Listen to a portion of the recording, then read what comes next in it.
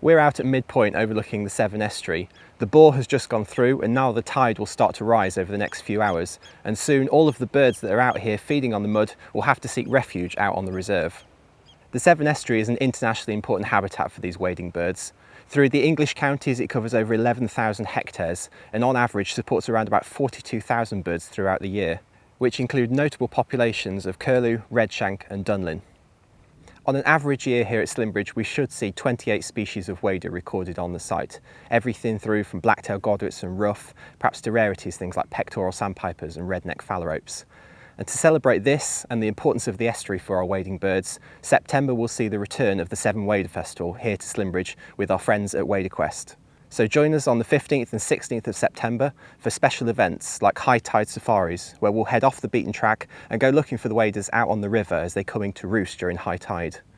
You'll also have the opportunity to hear talks and head out to our hides and meet our expert volunteers to pick up hints and tips on how you can identify this group of birds.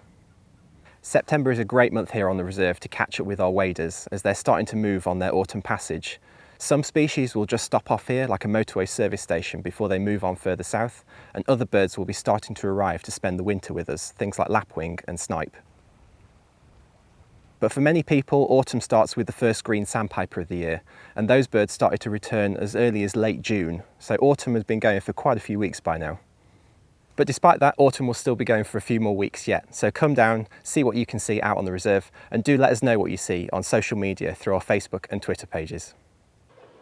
Hello there, and you join us with Walter, the water vole today. Slightly bigger than my charges, but I'm very pleased to say that Penny and Leonard have had children over the summer. We think 2 litters of 3 of each, so there's 8 water voles on display in the back from the brink area.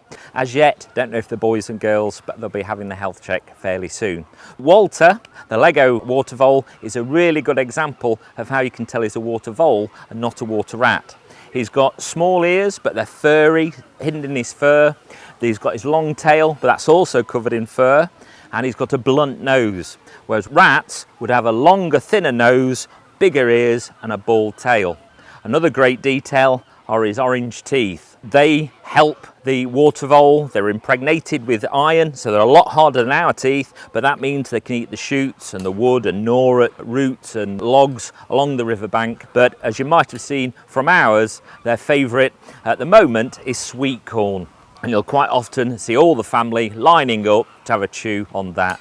Another distinctive characteristic of water voles is when they dive into water, you get a characteristic plop, whereas rats will slip in and you don't really hear them. But they like to make an entrance, they like to make a splash, and you might have seen one of ours doing a bit of a kamikaze off the bridge on the footage.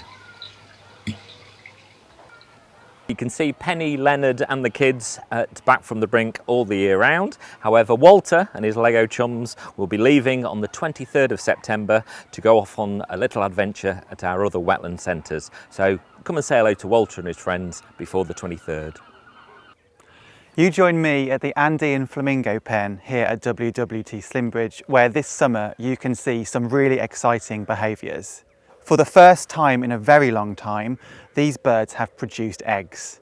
And what you can see behind is a really unique spectacle of an Andean flamingo breeding colony. We didn't really expect these birds to breed because of their age.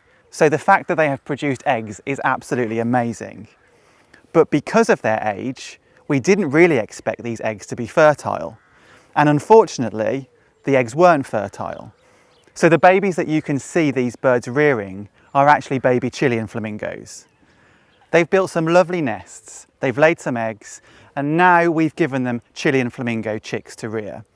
Because we had spare Chilean flamingo eggs, we were able to give the Andean flamingos some eggs to hatch themselves so they can see through this whole breeding process.